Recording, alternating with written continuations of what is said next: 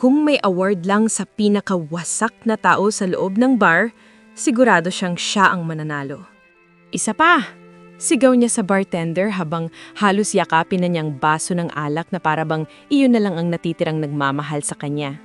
Suot niya ang paborito niyang leather jacket, maiksi ang buhok at may tindig na sanay sa matapang na mundo. Isa siyang tomboy at proud siya roon. O dati, bago siya iniwan.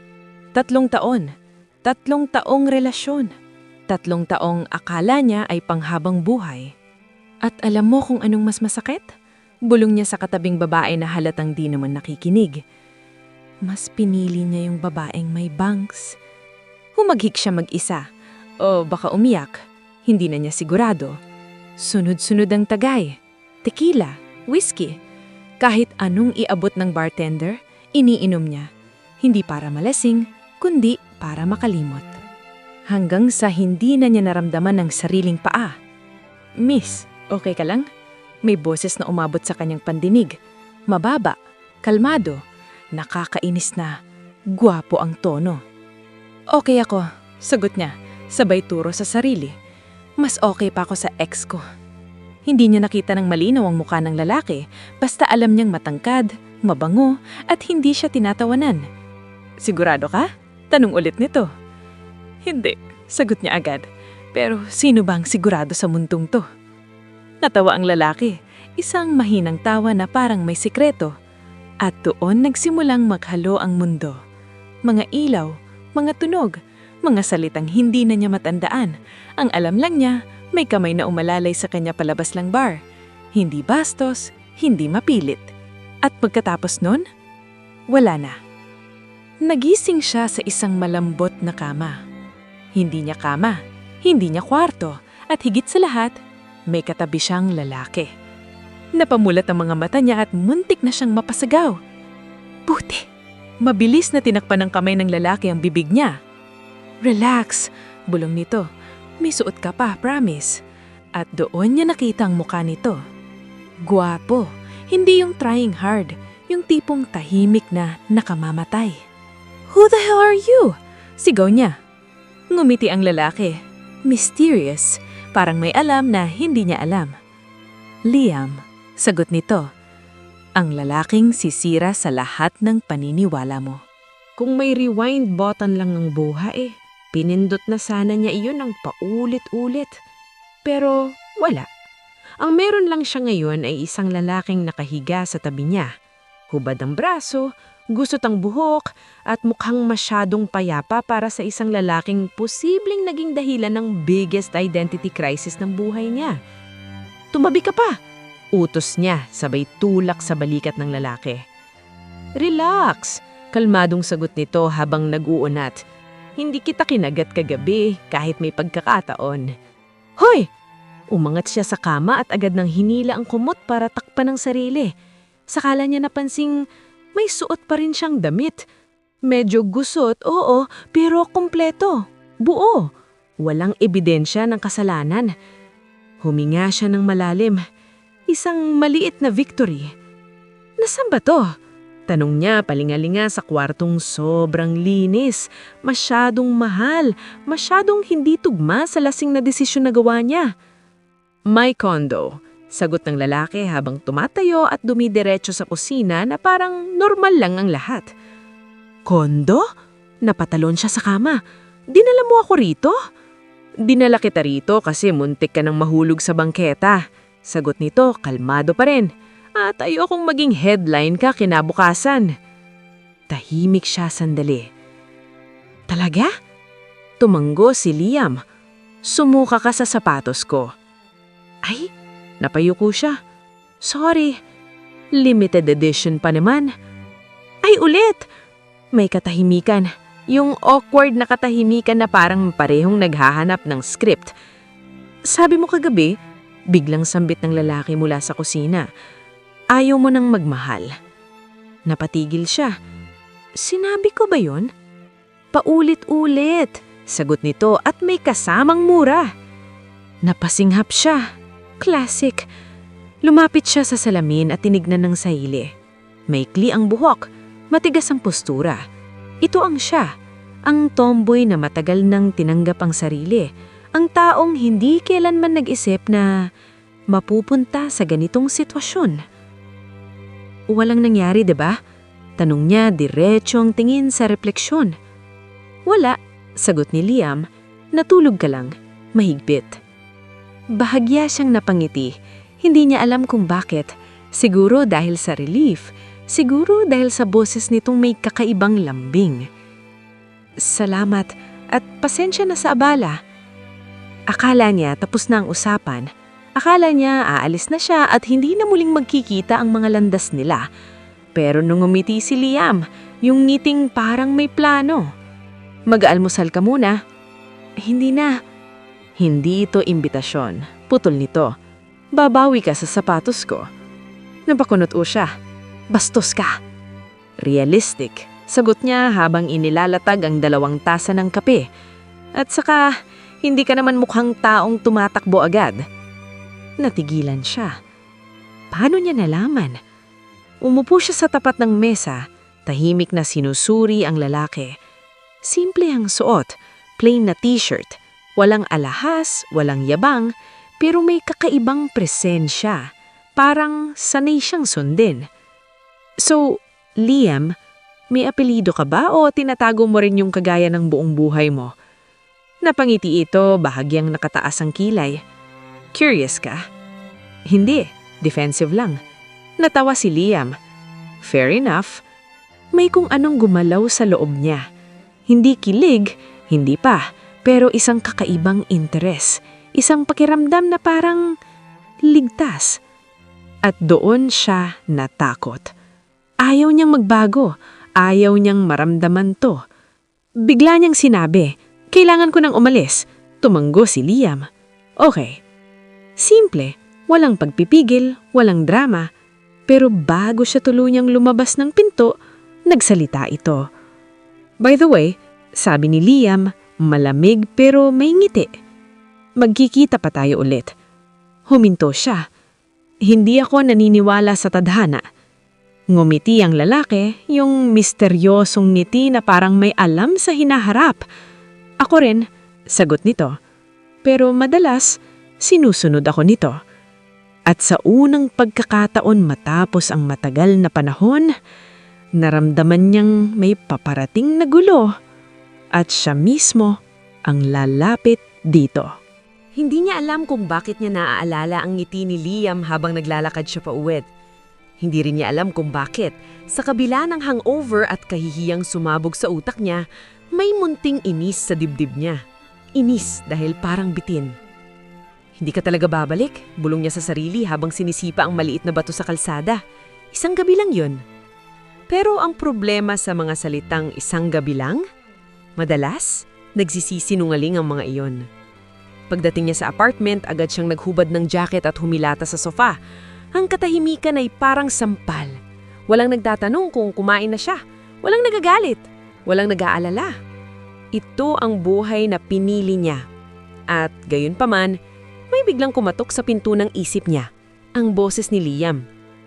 Magkikita pa kayo ulit. Ambisyoso ka, bulong niya sabay ngisi. Kinabukasan, bumalik siya sa bar.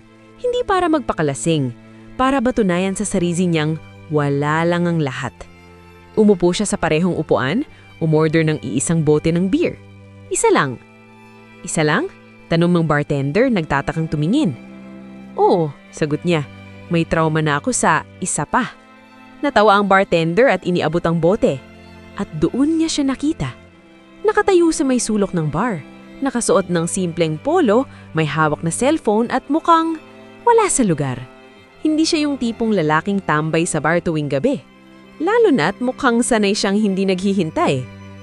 What? Napabulong siya. Parang may radar si Liam. Lumingon ito. Nagtagpo ang mga mata nila. Ngumiti ito. Hindi malaki, hindi pilit. Parang siguradong sigurado. Hindi ako naniniwala, bulong niya.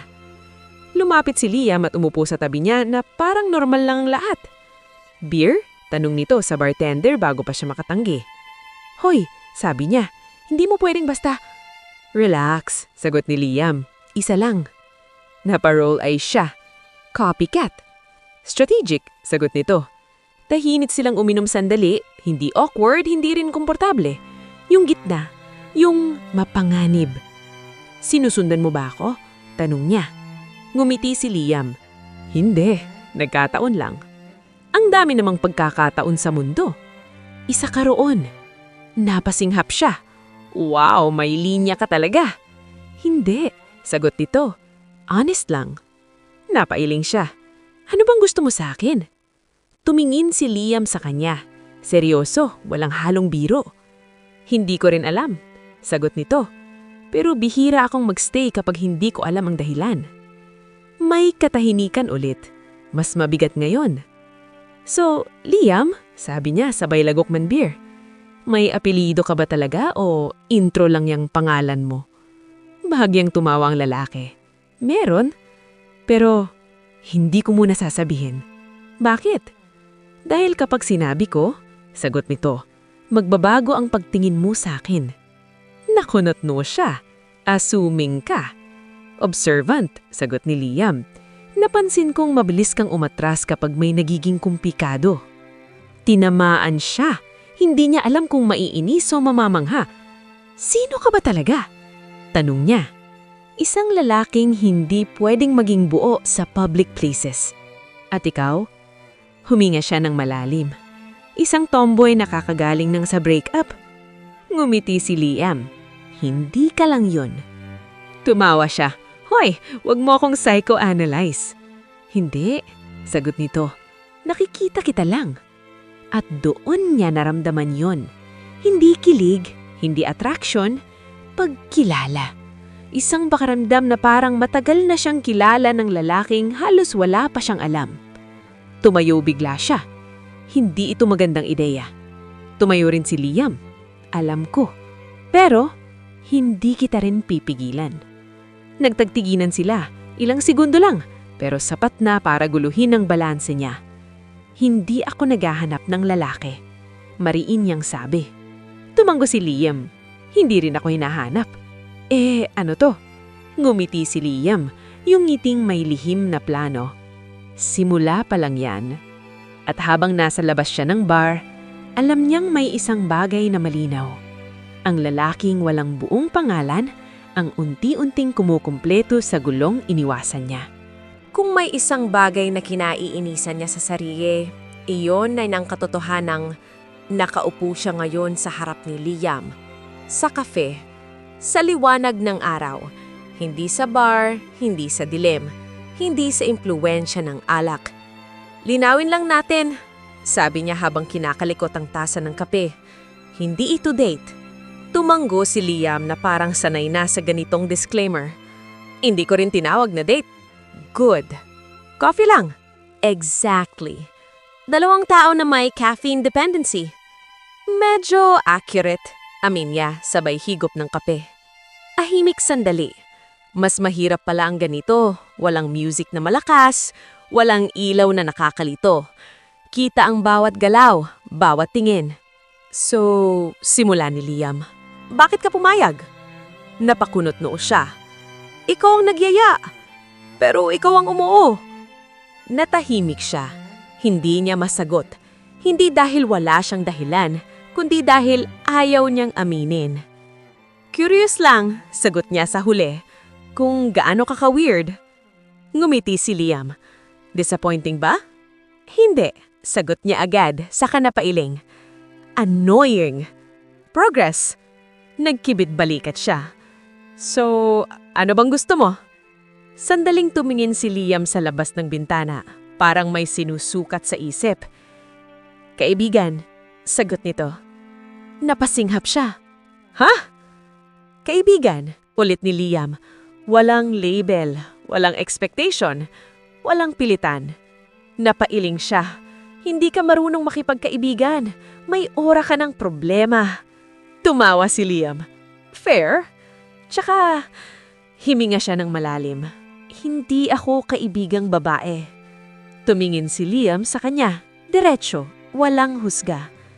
Hindi ko naman kita tinawag na babae. Natigilan siya. Tinawag kitang kaibigan. Dagdag nito. May kung anong kumurot sa dibdib niya. Isang simpleng linya, pero parang may bigat. May kondisyon ako, bigla niyang sabi. Expected, sagot ni Liam. Una, itinaas niyang isang daliri. Wala kang aasahan sa akin na lampas sa kaya kong ibigay. Agreed. Pangalawa, dagdag niya, wala kang karapatang baguhin ako. Hindi agad sumagot si Liam. Ngumiti lang ito ng bahagya. Hindi ko kinailanman babaguhin ng isang taong hindi pa handang baguhin ang sarili, sabi nito. Ang lalim mo, nakakainis. Sinabi ko bang madali akong kaibiganin? Hindi, sagot niya. Pero mukhang delikado. Tumayo siya. Okay, friends, coffee friends. Hindi araw-araw, hindi clingy. Tumayo rin si Liam. Once a week. Once every 2 weeks. Once a week, ulit ni Liam, may ngiting hindi umaatras. Napailing siya. Fine, once a week. Pero kapag naging weird, aalis ako, dugtong ni Liam. Deal. Nagkamayan sila. At doon niya naramdaman yon. Isang simpleng hawak pero parang may dumaloy na kuryante. Agad niyang binitawan. Wala yon, mabilis niyang sabi. Ngumiti si Liam. Siyempre. Habang naglalakad sila palabas ng kafe, napansin niyang may isang lalaking nakasuot ng itim na suit na nakatingin kay Liam sa kabilang kalsada. Mabilis, maingat, parang bantay. May fan ka? Pabirong tanong niya. Sumulyab si Liam sandali sa direksyon ng lalaki bago bumalik ang tingin sa kanya. Something like that. Huwag mo akong idamay sa gulo mo, babala niya. Tumanggo si Liam. Hindi ko balak. Pero sa paraan ng ngiti nito, alam niyang nagsisimula na siyang madamay. At sa unang pagkakataon, hindi siya umatras. May mga araw na hindi niya iniisip si Liam. At may mga araw na wala siyang ibang iniisip kundi si Liam na mas lalong ikinaiinis niya. Kaibigan lang, paulit-ulit niyang paalala sa sarili habang nakatayo sa harap ng salamin, inaayos ang kwelo ng polo shirt niya. Once a week, walang meaning. Pero bakit parang mas matagal siyang pumipili ng isusuot? Bakit parang mas maingat siyang nag-aahit ng gilid ng buhok? At higit sa lahat, bakit kinakabahan siya? Katangahan, bulong niya sabay suklay ng buhok paharap, pabalik, tapos paharap ulit. Hindi ka babae. Natigilan siya. Hindi dahil sa salita, kundi dahil sa bigat nito. Nagkita sila sa isang maliit na bookstore cafe. Tahimik, amoy kape at lumang papel. Eksaktong lugar na hindi niya karaniwang pinupuntahan. Seryoso ka? Tanong niya kay Liam habang nakatingin sa mga estante. Dito mo ako dadalhin? Gusto ko kasing marinig ang boses mo. Hindi yung tunog doon bar. Creepy ka. Observant, ngiti nito. Umupo sila, kape ulit, palaging kape. So, sabi niya, pilit casual, may trabaho ka ba talaga o hobby mo lang ang magpakita bigla? May trabaho, sagot ni Liam. Hindi lang ako pwedeng magkwento. Secret agent? Mas boring, sagot nito. Corporate. Napangisi siya. Ay wow, suit guy. Paminsan-minsan, sagot ni Liam. Ikaw? Karpintero, biro niya. Charot, freelance designer. Creative, sabi ni Liam. Bagay. Hindi mo alam yun. Alam ko, sagot nito. Kasi kung hindi ka creative, hindi ka magiging matapang sa paraan ng pamumuhay mo. Natigilan siya. Hoy, sinabi ko na. Friends, putol ni Liam. Nag-uusap lang. Tahimik sila sandali. Sa pagitan ng katahimikan, napansin niya ang sarili. Kung paano siya umupo, mas diretso. Kung paano siya humalakhak, mas mahina. Kung paano siya humawak sa tasa, mas maingat. At doon siya kinabahan. May nangyayari sa akin, bulong niya halos sa sarili. Tumingin si Liam. Ano? Hindi ko alam, pero hindi ko ayoko. Ngumiti si Liam, hindi masaya, hindi rin malungkot. Parang nauunawaan. Hindi mo kailangang baguhin ang sarili mo para sa akin. At lalong hindi mo kailangang matakot sa kung anong nararamdaman mo. Tumayo siya bigla. Kailangan kong umalis. Agad ding tumayo si Liam pero hindi siya hinawakan. Hindi siya pinigil. Okay, sabi nito. Sasamahan kita sa labas. Habang naglalakad sila, may babaeng dumaan. Mahaba ang buhok, nakadress. Napatingin siya. Sandali lang, reflex. Napansin ni Liam. Hindi ito nagsalita at mas lalo siyang nalilito. Sa labas ng cafe, huminto siya. Liam? Kung sakaling magbago ako? Naputol siya. Hindi ko sinasabing mangyayari. Tumanggo si Liam. Hindi ko hinihintay yun. Good, sagot niya, pilit matigas ang boses. Kasi hindi ako babalik sa pagiging babae. Hindi sumagot si Liam agad. Lumapit lang ito ng bahagya at marahang sinabi, baka hindi pagbabalik ang mangyayari. Baka pagkilala. Naiwan siyang nakatayo roon. Ang dibdib magulo. Ang isip mas magulo. At sa gabing yun, para sa unang pagkakataon matapos ang mahabang panahon, napanaginipan niya ang sarili niya, na hindi sigurado kung sino siya, pero hindi na rin takot malaman. Hindi siya naniniwala sa mga taong mabilis makabasa ng damdamin ng iba. Kadalasan, pa-impress lang ang mga ganun o kaya mapanlin lang. Pero si Liam, parang hindi siya nanghuhula, parang may binabasa. Nakita sila muli matapos ang isang linggong katahimikan.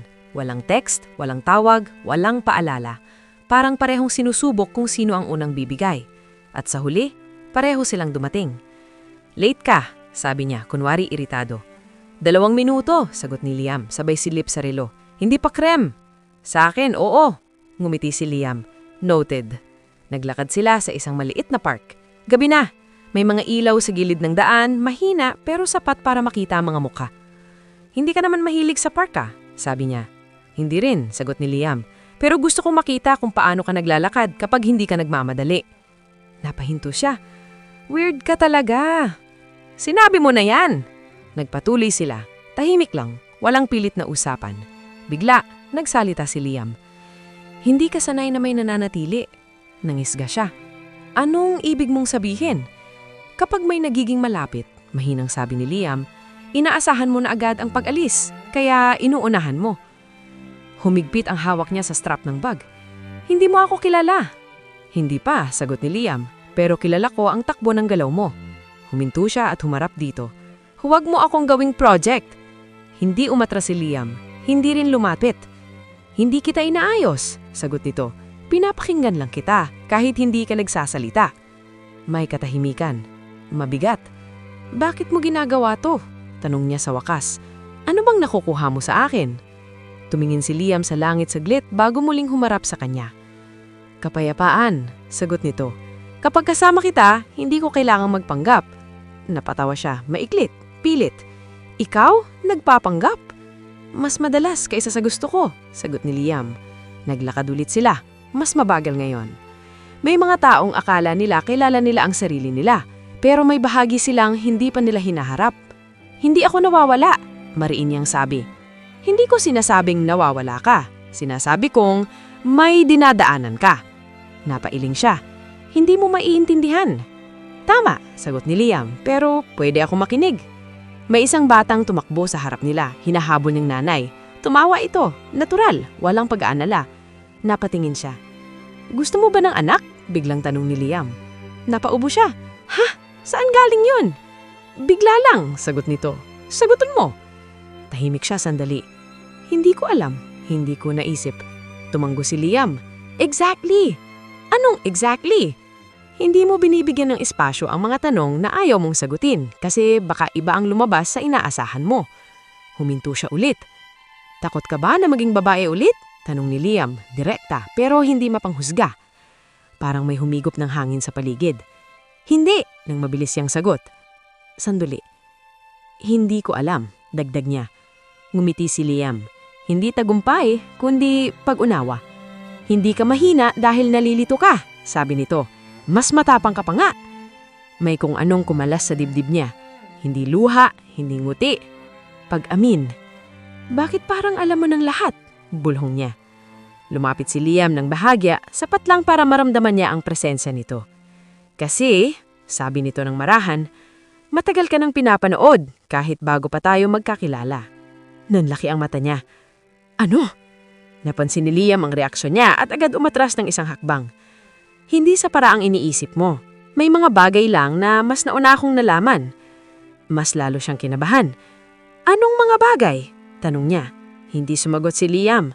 Halip, tumunog ang cellphone nito. Isang mensahe. Nagbago ang ekspresyon niya. Mula kalmado, naging maingat. May bigat. May kailangan akong asikasuhin, sabi nito. Hatid na kita.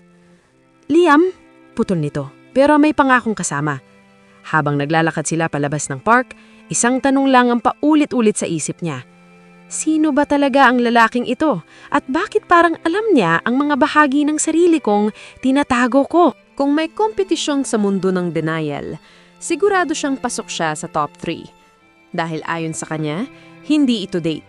Kahit na si Liam ang nagyaya, may oras, may lugar, at may suot siyang mas maayos kaysa karaniwan. Hindi ito date. Linawin ko lang sabi niya habang naglalakad sila papasok sa isang maliit na ramen house. Friends lang to Tumanggo si Liam. Friends na gutom. Exactly. Na sabay kumakain. Normal. Na pinili ang lugar.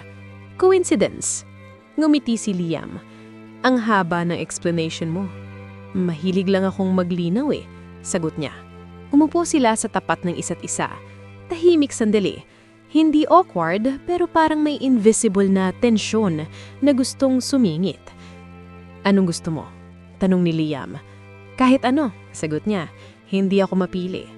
Sinungalin, sagot ni Liam sabay turo sa menu. 3 minuto ka nang nakatitig dyan. Strategic thinking, depensa niya. Umorder si Liam para sa kanila. Walang tanong, walang paalam. Hoy, protesta niya. Hindi mo ko tinanong.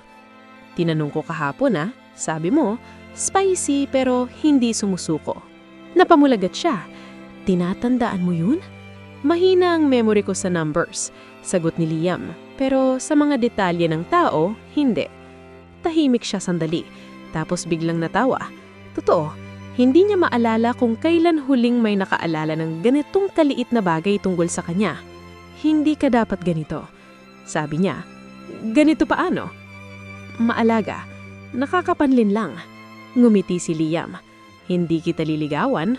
Good, sagot niya agad. Pinapakita ko lang kung paano ka dapat ratuhin. Dugtong ni Liam. Nabigla siya. Mas delikado yon. Dumating ang ramen. Mainit, maanhang, mabango. Cheers, sabi ni Liam, tinaas ang baso ng tubig. Cheers, sagot niya. Sa gitna ng pagkain, napansin niya ang sarili. Tumatawa ng mas malakas, mas bukas. Wala ang karaniwang depensa. Wala ang matigas na tono. At doon siya nagpanik. Kailangan kong umalis. Bigla niyang sabi. Okay, kahit hindi pa ubos. Hindi ikaw. Bigla niyang sabi. Ako. Tumanggo si Liam. Walang tanong, walang pilit. Habang nagbabayad sila sa counter, may 2 babaeng napatingin kay Liam. Halatang impressed. Napansin niya at hindi niya gusto ang naramdaman niya. Selos. Marami kang fans pabirong sabi niya. Hindi ko napapansin, sagot ni Liam. Ikaw lang. Napahinto siya. Huwag kang ganyan. Ganyan paano? Honest, sagot niya. Lumabas sila ng ramen house. Malamig ang hangin. Salamat sa pagkain. Friends, friends, ulit ni Liam. Tahimik sandali. Pwede ba kitang ihatid? Tanong ni Liam. Hindi na. Hindi dahil sa date. Dahil gabi na. Napabuntong hininga siya. Fine. Habang naglalakad sila, biglang huminto si Liam. May itatanong ako, sabi nito. Depende, sagot niya. Delikado kang magtanong. Ngumiti si Liam. Kung hindi ako lalaki, natigilan siya. Ano kaya ang mararamdaman mo? Tumahimik ang mundo saglit. Hindi ko alam, sagot niya sa wakas. Pero siguro mas madali. Tumanggo si Liam. Fair. Nagpatuloy sila sa paglalakad, wala nang sinabi. Pero sa bawat hakbang, mas bumibigat ang tanyong sa dibdib niya. Pagdating sa tapat niyang building niya, huminto siya. Good night, sabi niya. Good night. Sandali, walang galaw, walang salita. Akala niya magpapaalam na ito, pero biglang nagsalita si Liam. Hindi kita hinihintay na magbago, sabi nito. Pero kung sakaling magbukas ka, nandito lang ako. Umakyat siya ng hagdan na mas magaan ang paa at mas magulo ang isip. At sa gabing iyon, bago siya matulog, isang katotohanan na hindi na niya kayang itanggi. Hindi iyon date. Pero hindi na rin iyon basta pagkaibigan. May mga alaala talagang matagal mong ikinukulong. Hindi dahil masakit lang, kundi dahil binabago ka nila kapag binalikan mo.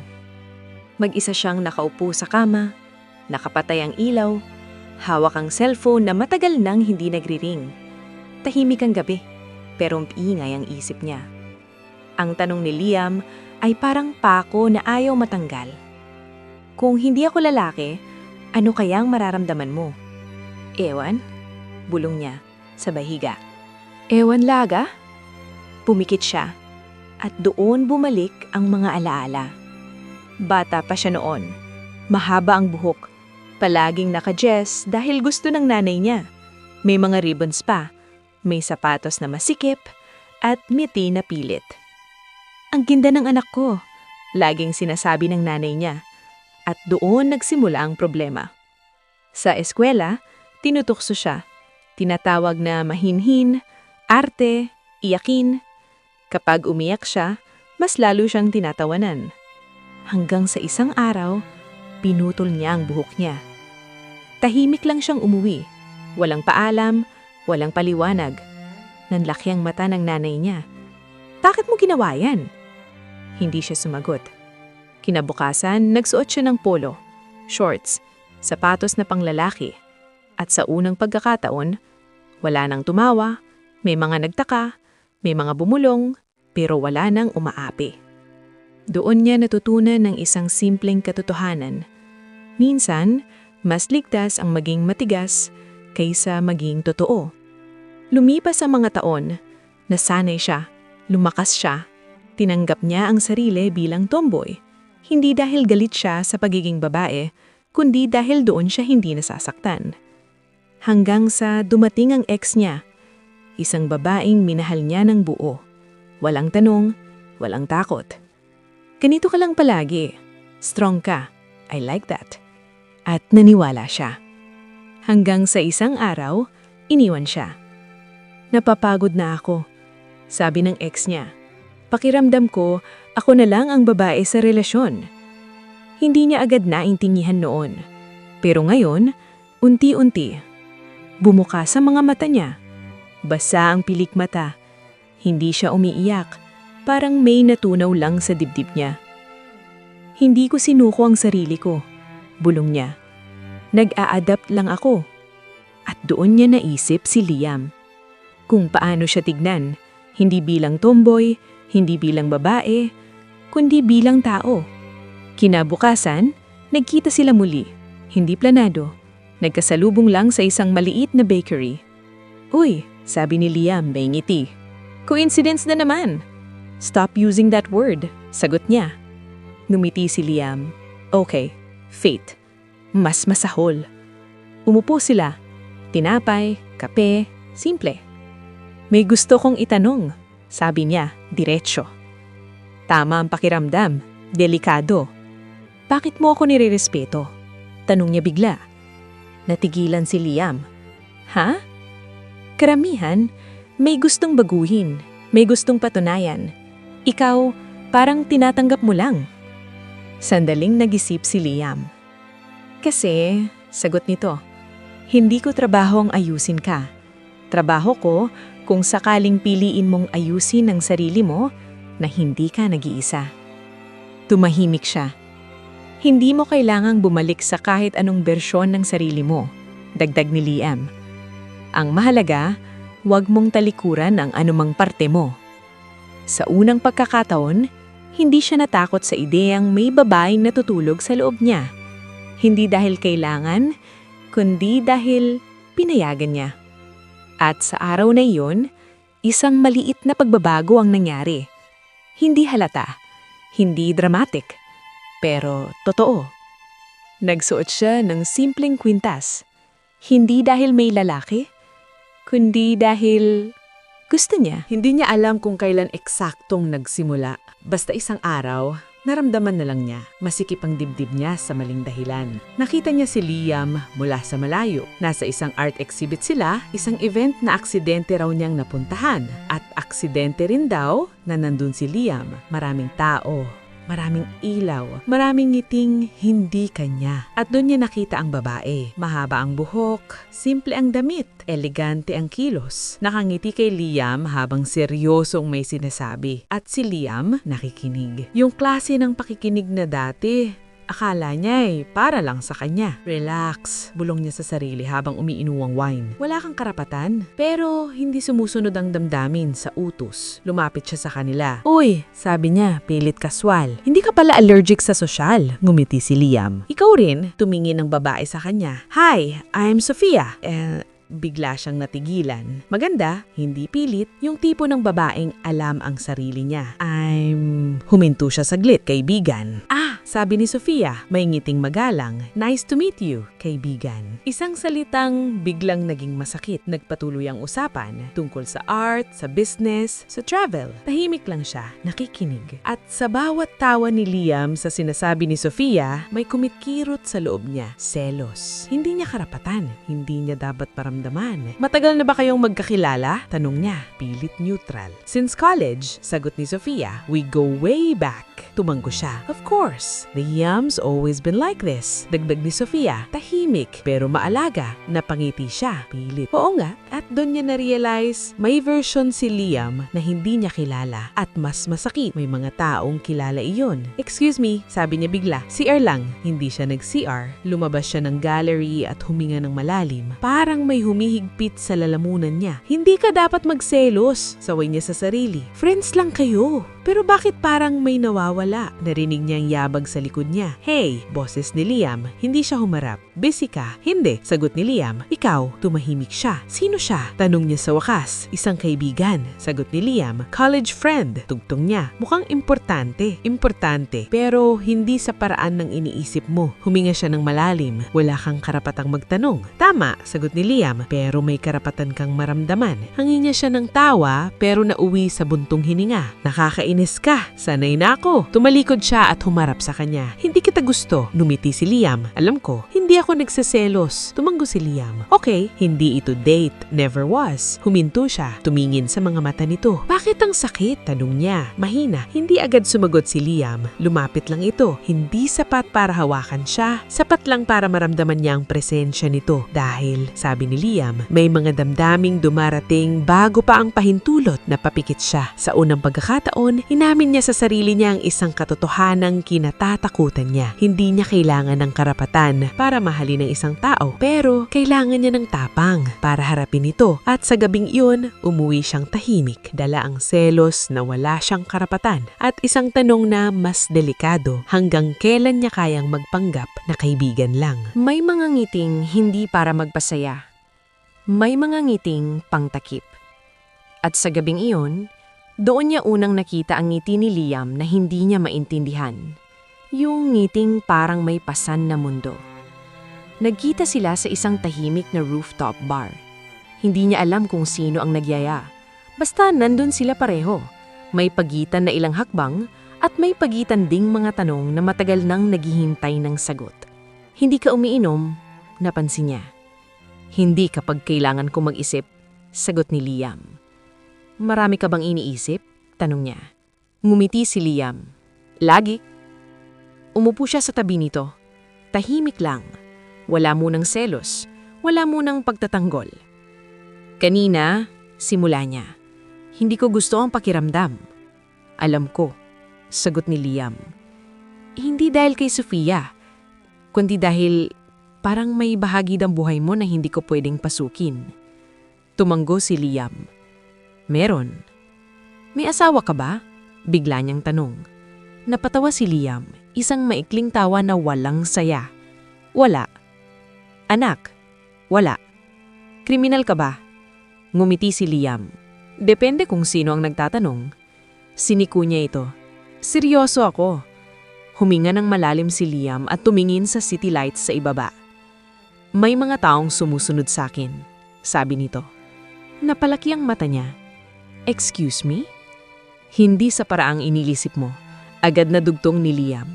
Hindi ako sikat. Hindi rin ako hinahabol ng pulis. Mas lalong hindi reassuring. Ngumiti si Liam. Corporate security. Nabahimik siya. Para saan? Para sa akin, sagot ni Liam. At para sa mga taong ayokong madamay. Napangiti siya, pilit. Ako ba yon? Tumingin si Liam sa kanya. Seryoso, walang biro. Oo. May bigat ang sagot. Bakit? Ano ka ba talaga? Tahimik si Liam. Matagal. Parang sinusukat kung gaano niya kayang dalhin ang katotohanan. Hindi pa, sabi nito. Hindi ngayon. Fair, sagot niya, bagamat hindi talaga. Tumayo siya. Ayokong maging extra sa buhay ng ibang tao. Hindi rin agad sumunod si Liam. Tumayo ito pagkatapos ng ilang segundo. Hindi ka extra, marinin nitong sabi. Ikaw ang dahilan kung bakit gusto kong maging normal. Natigilan siya. Pero may mundo akong hindi pwedeng madumihan. At kapag sinabi ko sa iyo ang lahat ngayon, baka mawala ka. Humigpit ang panga niya. Hindi mo ako binibigyan ng choice. Binibigyan, sagot ni Liam, sa pamamagitan ng oras. Tahimik sila. Hanggang kailan? Tanong niya. Hanggang sa piliin mo, sagot ni Liam. Kung gusto mo pa rin akong makita, kahit hindi buo ang kwento. Napatingin siya sa kamay nito. Gusto niyang hawakan. Hindi niya ginawa.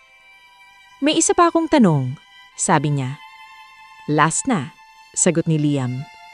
Si Sofia, may ibig sabihin ba siya? Umiling si Liam. Bahagi ng mundo ko, pero hindi ng puso ko. Huminga siya ng malalim. Okay. Hindi dahil kumbinsido siya, kundi dahil pinili niyang magtiwala. At sa gabing iyon, habang magkatabi silang nakatingin sa lungsod, isang bagay ang malinaw. Ang ngiti ni Liam ay may lihim.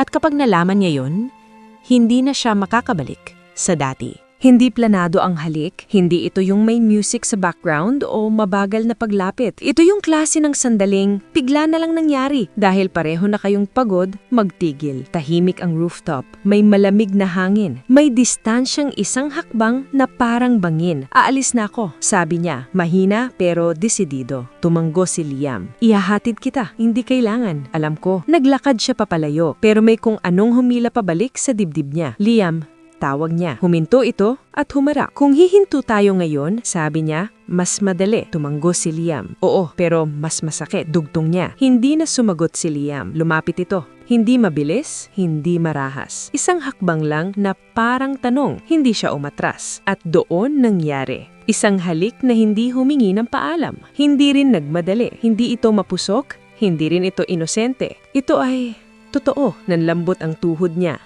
Hindi dahil sa lalaki, kundi dahil sa naramdaman niyang bahagi ng sarili niya na matagal nang nakatago. Hindi siya naging babae sa halik na iyon. Naging siya lang. Agad din siyang himiwalay. Hindi dapat, hingal niyang sabi. Alam ko, sagot ni Liam. Hindi ko kaya, hindi kita pipilitin. Hindi kita kukunin sa lugar na hindi ka handang puntahan. Napatingin siya sa mga mata nito. Walang panalo, walang pangangkin, respeto. At iyon ang mas delikado. Bakit ka ganyan? Tanong niya. Bakit hindi ka humingi? Kasi, sagot ni Liam, ayokong magmahal ng taong may utang, may katahimikan. Tumalikod siya. Kailangan kong mag-isip, take your time. Sabi ni Liam, hindi ako aalis. At sa pagkakataong iyon, doon siya natakot. Hindi dahil baka iiwan siya, kundi dahil baka hindi. Umalis siya nang hindi lumingon. Sa loob ng apartment niya, napaupo siya sa sahig, nakahawak sa labi, parang may apoy. Hindi ito tungkol sa kasarian, hindi ito tungkol sa label. Ito ay tungkol sa katotohanan na matagal niyang tinatakasan. At sa unang pagkakataon, hindi niya alam kung saan siya tatakbo. Kinabukasan, nagising siya sa tunog ng cellphone. Isang balita, young corporate heir spotted at private event last night. May litrato, malabo, pero malinaw ang tindig. Si Liam, nanlamig ang katawan niya. Anong pinasok ko? Bulong niya. At bago pa siya makatawag, may pumasok na mensahe. Liam, I'm sorry you had to find out this way. At doon niya naintindihan. Ang halik kagabi, ang huling sandali ng pagiging normal. At mas masakit ang mga iyon. Hindi niya sinagot ang mensahe ni Liam. Hindi dahil galit siya, kundi dahil natatakot. Nakaupo siya sa gilid ng kama, hawak ang cellphone, paulit-ulit binabasa ang balita. Corporate heir, private event, high-profile family. Biglang naging malinaw ang lahat. Ang mga lalaking nakaitim, ang mga biglang pagalis, ang mga sagot na laging kalahati. Siyempre, bulong niya, hindi ako parte ng mundong yun. Lumipas ang isang araw, 2, 3, walang paramdam si Liam. At doon niya naramdaman ang tunay na sakit, hindi yung iniwan, kundi yung piniling umiwas. Bumalik siya sa dating routine, trabaho, bahay, tahimik na gabi. Muli niyong isinuot ang dating mga damit, mas maluwag, mas neutral, tinanggal ang kwintas, hindi dahil gusto niya, kundi dahil mas madali. Isang gabi, habang naglalakad pauwi, may humarang sa kanya, isang lalaking nakasuot, maayos, malamig ang tingin.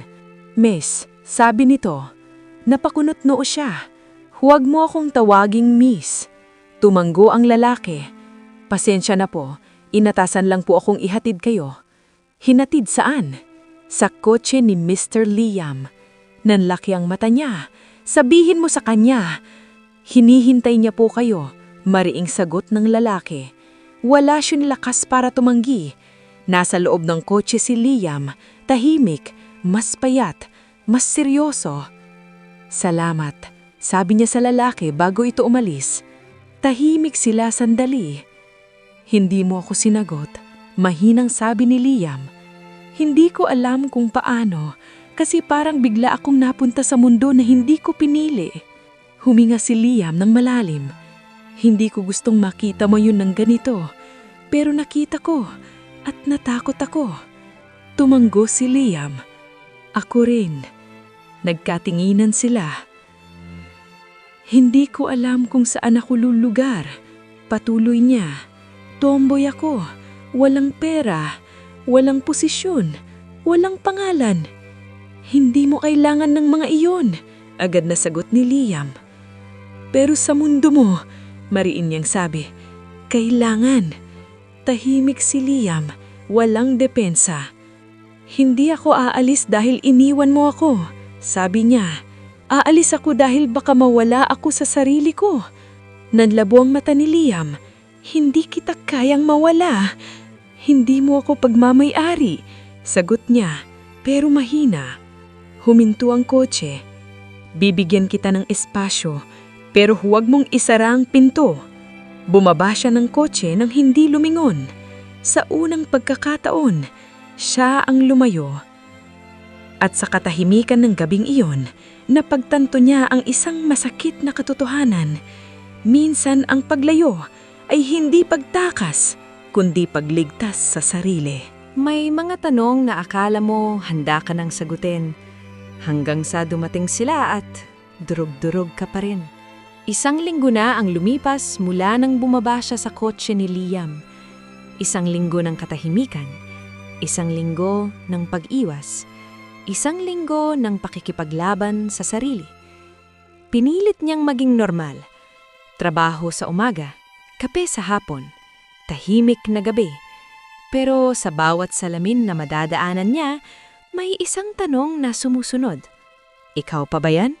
Isang gabi, may dumating na sobre sa apartment niya. Walang pangalan, walang return address. Nang buksan niya, may laman itong isang imbitasyon. Isang corporate charity event at isang maliit na note.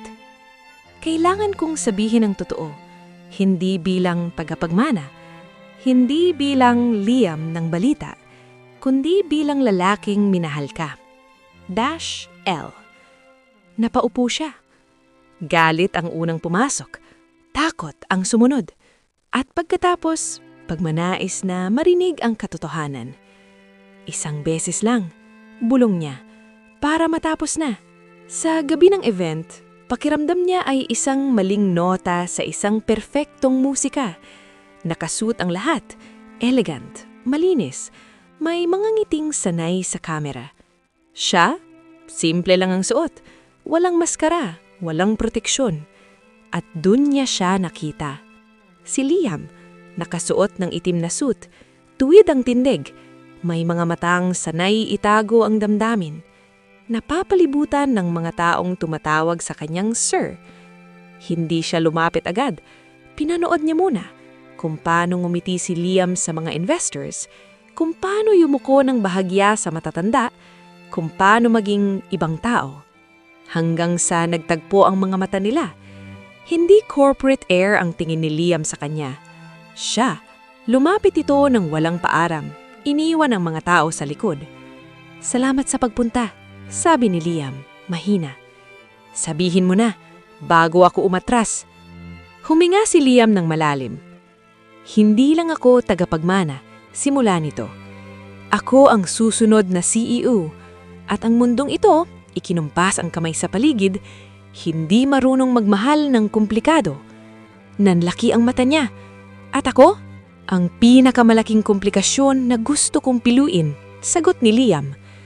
Tumawa siya, mapait. "Ang tapang mong magsabi ng ganyan habang ako ang nakatayo sa maling lugar.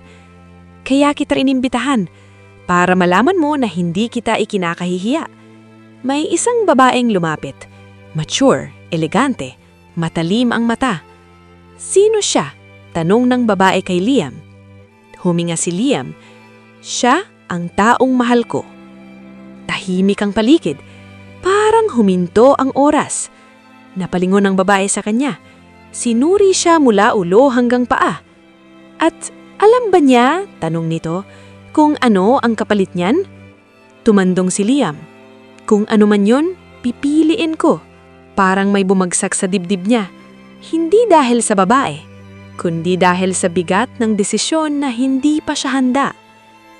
"Liam," mahinang sabi niya, "hindi mo pwedeng piliin ako kung hindi ko pa pinipili ang sarili ko." Tumigil ang ngiti ni Liam. "Ibig mong sabihin?" "Ibig kong sabihin," putol niya, nanginginig ang boses, "mahal kita, pero hindi pa ako handang pumasok sa mundo mo.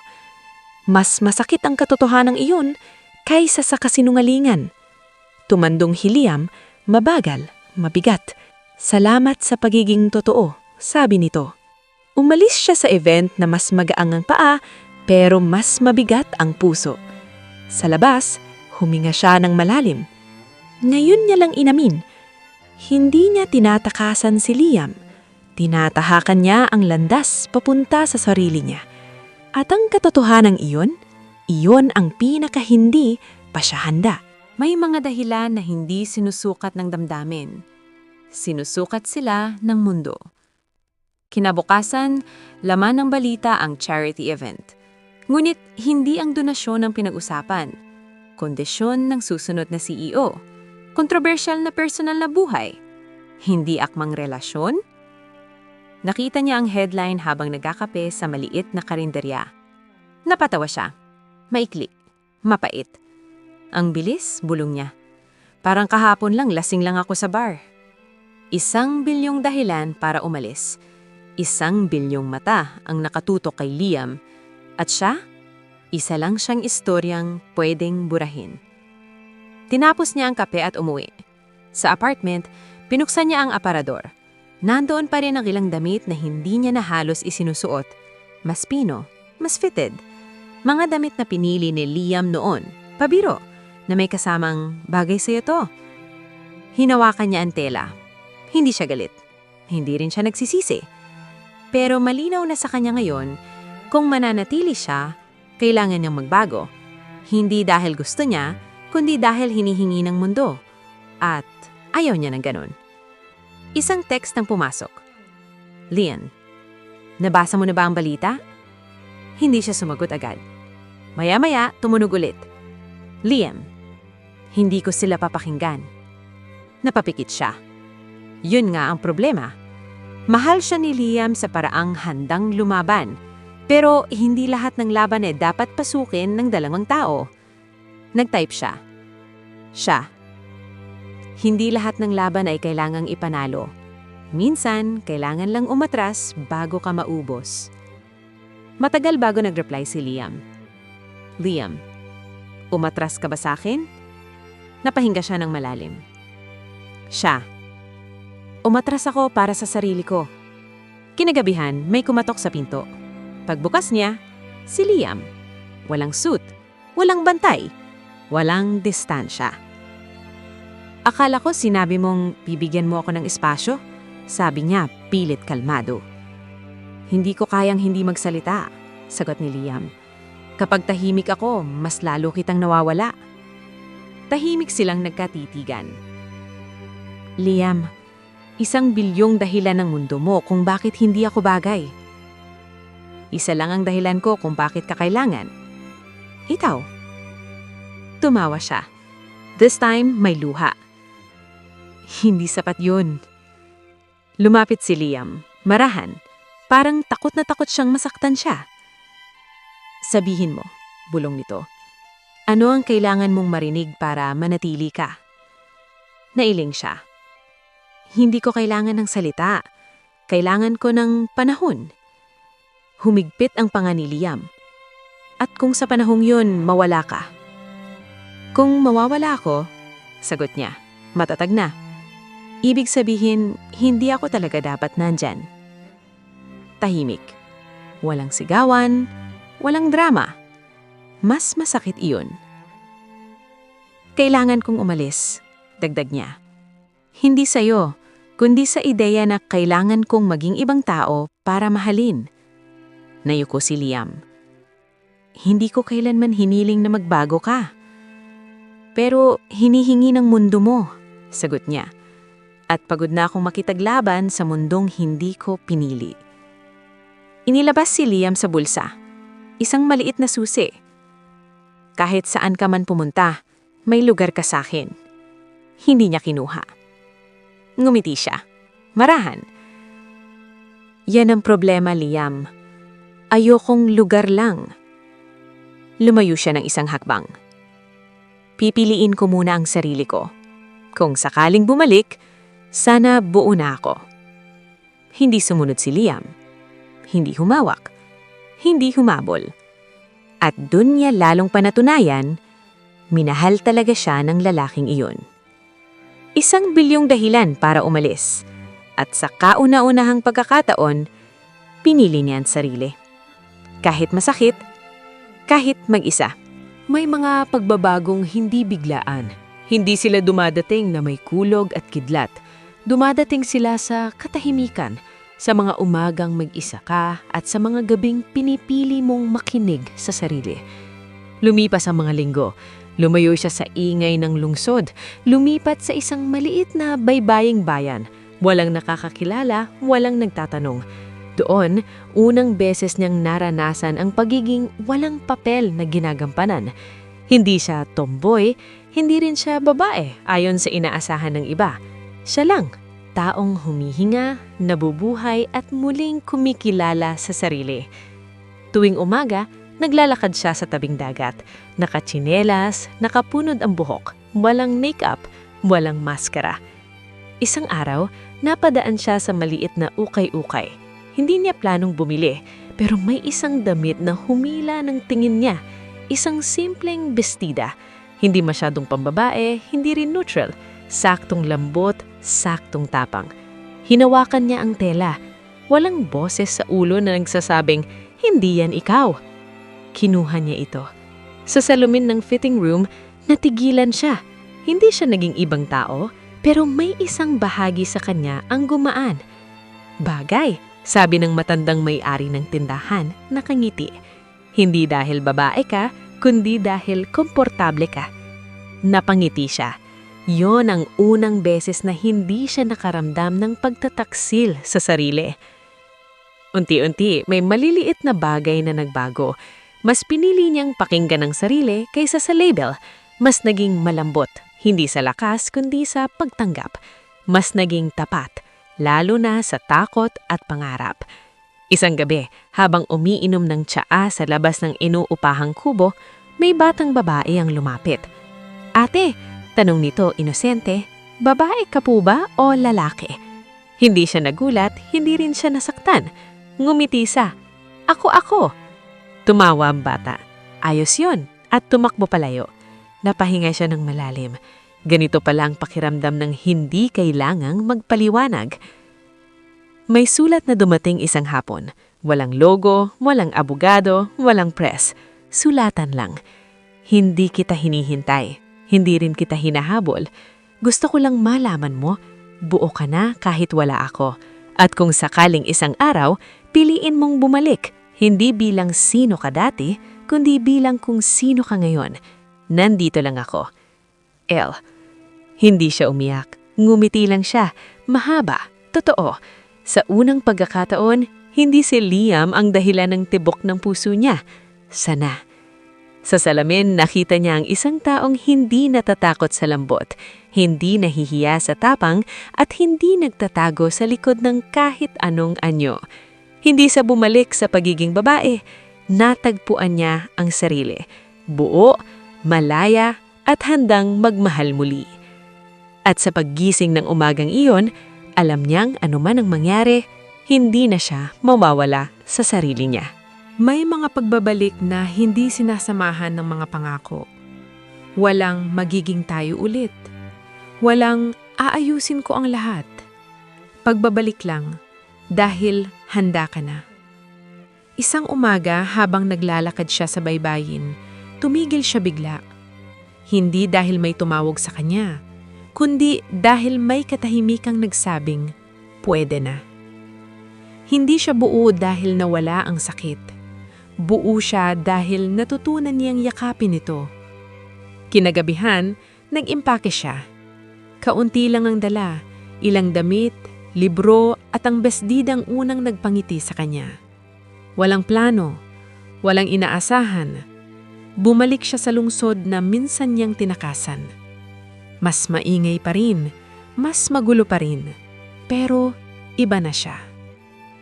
Sa isang kafe na hindi sosyal at hindi rin ordinaryo, naupo siya sa sulok. Nag-order ng kape, umupo, huminga, at doon niya naramdaman may kapamilyar na presensyang pumasok. Hindi siya agad lumingon, hindi niya kailangang gawin iyon. Hindi ko alam kung nariyan ka pa, sabi ng boses na matagal niyang kinabisado. Lumingon siya.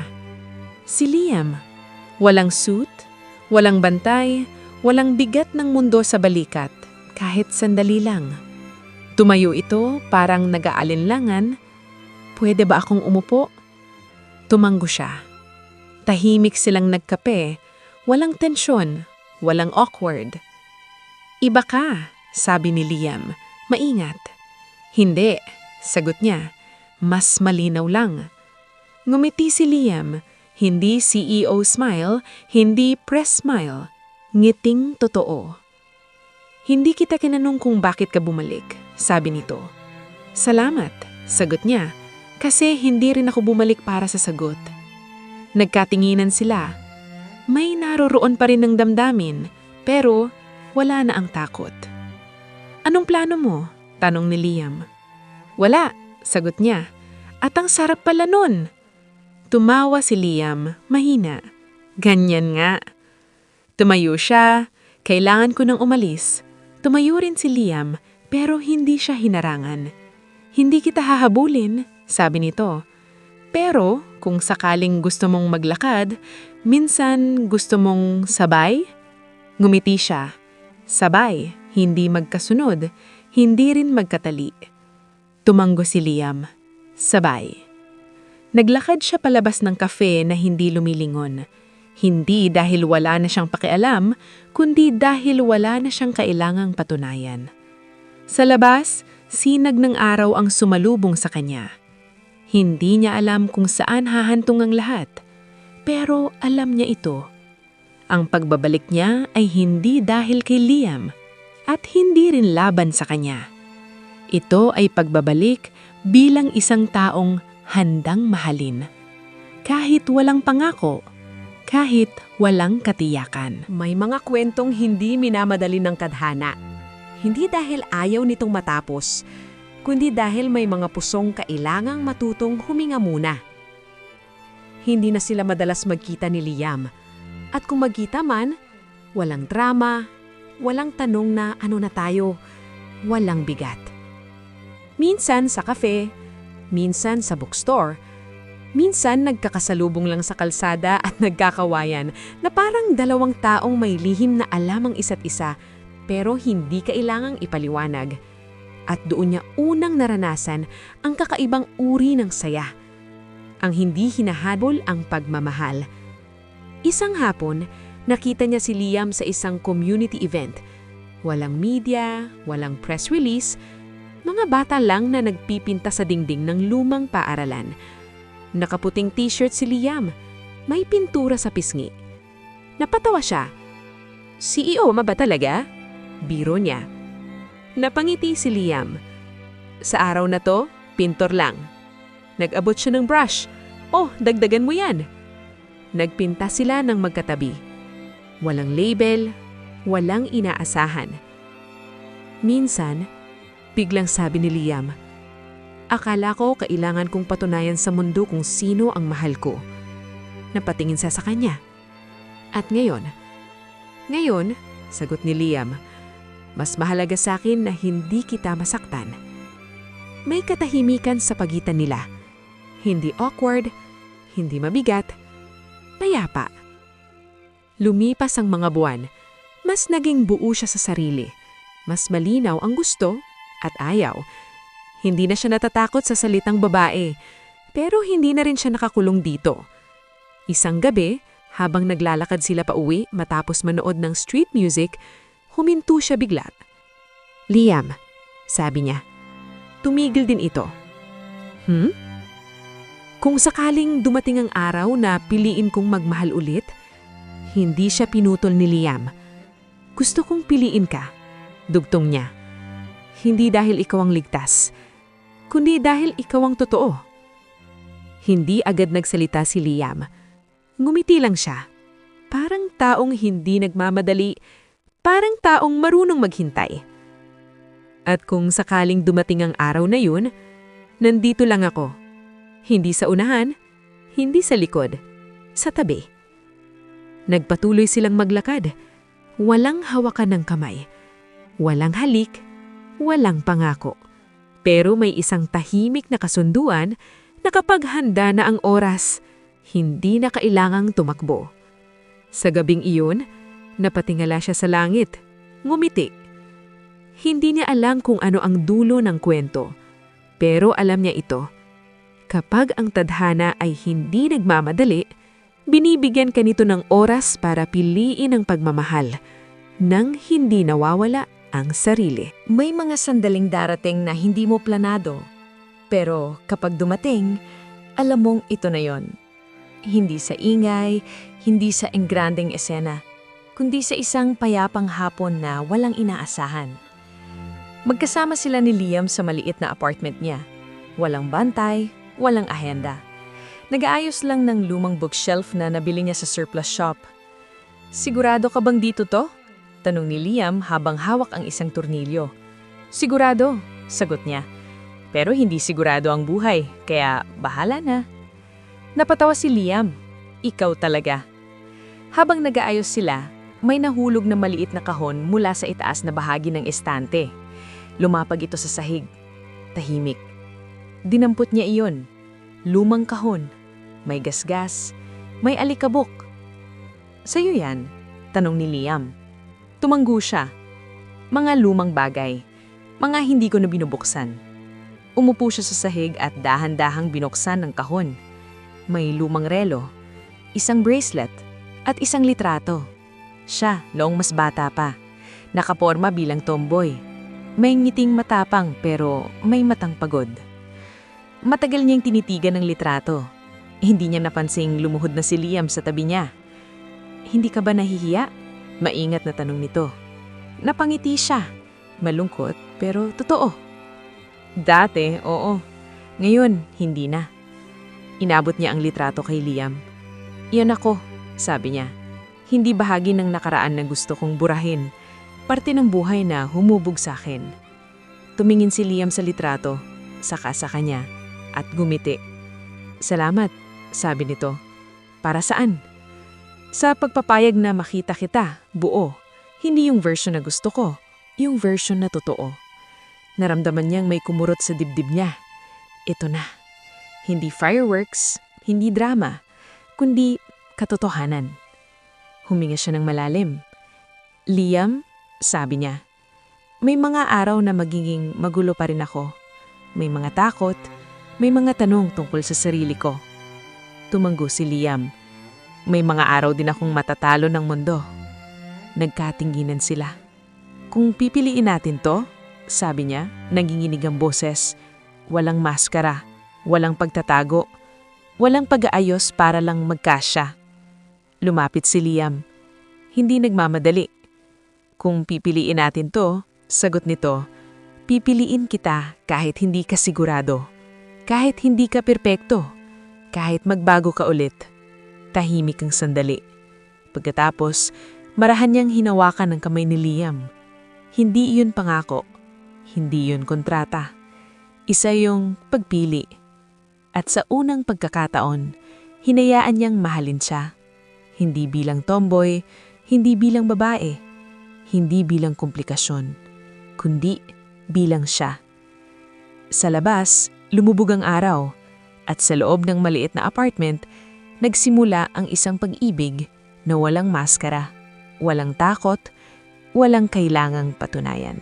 Akala niya, kapag pinili na nila ang isa't isa, tatahimik na ang mundo. Nagkamali siya. Dumating ang unang katok isang umaga. Tahimik pero mabigat. Isang tawag kay Liam. Hindi niya narinig ang buong usapan, pero sapat na ang tono.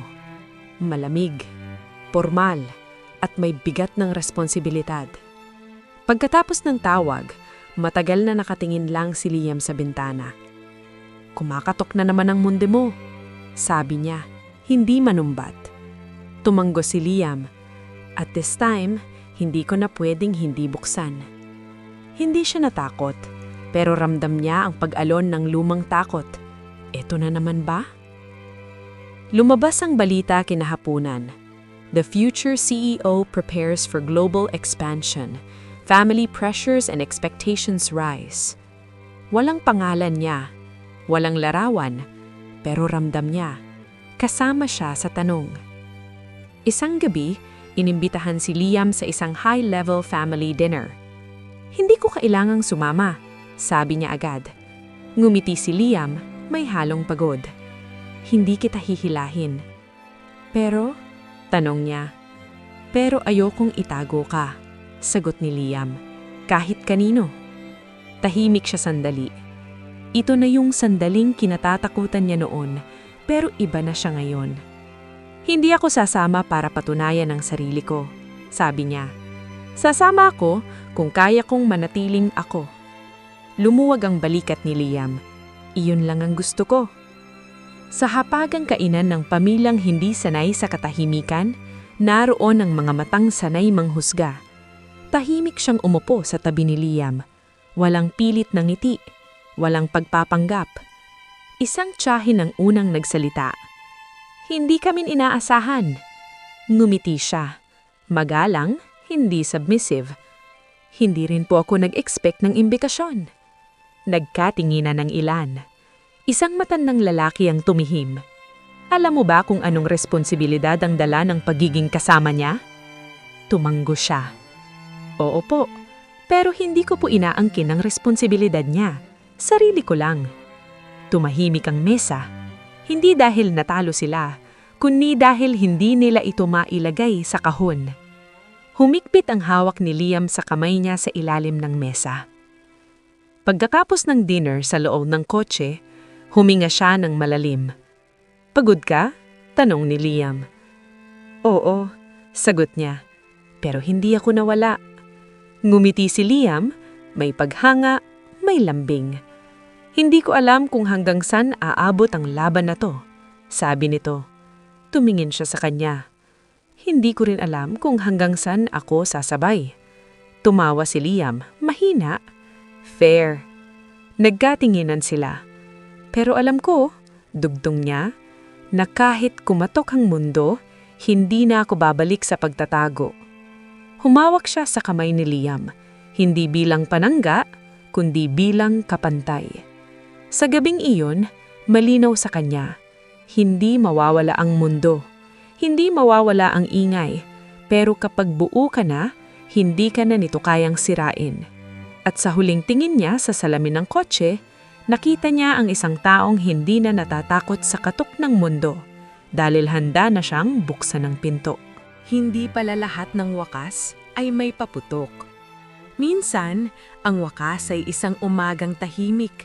May araw na dahan-dahang sumisilip sa bintana at dalawang taong gising, hindi dahil sa problema, kundi dahil handa silang harapin ang isa't isa. Nagising siya sa amoy ng kape. Si Liam naka-white shirt, bahagyang gusot ang buhok, abalang nagtitimpla sa maliit na kusina. Walang kamera, walang board meeting, walang mundo. Akala ko ba CEO ka? Biro niya. Ngumiti si Liam. Sa oras na to, barista muna. Tumawa siya. Tunay, malaya. Umupo sila sa mesa, walang seremonya, walang pangako. Alam mo, bigla niyang sabi, hindi ko na hinahanap kung ano talaga ako dapat tawagin. Tumingin si Liam sa kanya, interesado. Hindi tomboy, hindi rin babae sa kahulugan ng iba, dugtong niya. Isa lang akong taong piniling maging totoo. Tumanggo si Liam. At ako, isang lalaking araw-araw pipiliin ang taong yon. Hindi iyon sumpaan, hindi rin kasal. Isa lang itong desisyon. Lumipas ang mga buwan. May mga araw na magaan, may mga araw na mabigat. May mga pagkakataong magkaiba silang mundo. Si Liam sa boardroom, siya sa sariling landas na piniling tahakin. Hindi niya kailangang magbihis para umangkop. Hindi niya kailangang magpaliwanag. Kapag umuuwi si Liam, pareho pa rin ang tingin. Isang gabi, habang naglalakad sila sa parke, may isang taong lumapit. Kay Liam po ba kayo? Tanong nito sa kanya. Ngumiti siya. Hindi po, kasama niya lang. At doon niya naintindihan, hindi niya kailangang ariin ang isang tao para mahalin siya. Huminto sila sa gitna ng lakad. Liam, sabi niya, marahan pero buo. Pipiliin kita, hindi dahil kailanan kita, kundi dahil gusto kita. Huminga si Liam, parang matagal niyang hinintay iyon. At pipiliin kita, sagot nito. Kahit magbago ka pa, kahit mag-iba ang mundo, kahit araw-araw pa nating piliin ulit. Nagkatinginan sila. Hindi perpekto, hindi pang fairy tale, pero totoo. Sa gabing iyon, walang grand declaration. May hapunan lang na sabay nilang luto. May tawanan, may katahimikan na hindi kailangang punuin. At sa huling pahina ng kwento, malinaw ang aral. Ang pag-ibig ay hindi bigla ang himala. Hindi rin ito gantimpala sa pagbabago. Ito ay pagpili sa isang tao, sa sarili, at sa katotohanang araw-araw mong hinaharap. At sa wakas, hindi siya bumalik sa pagiging babae. Hindi rin niyang iniwan ang pagiging tomboy. Natagpuan niya ang sarili at minahal siya ng buo.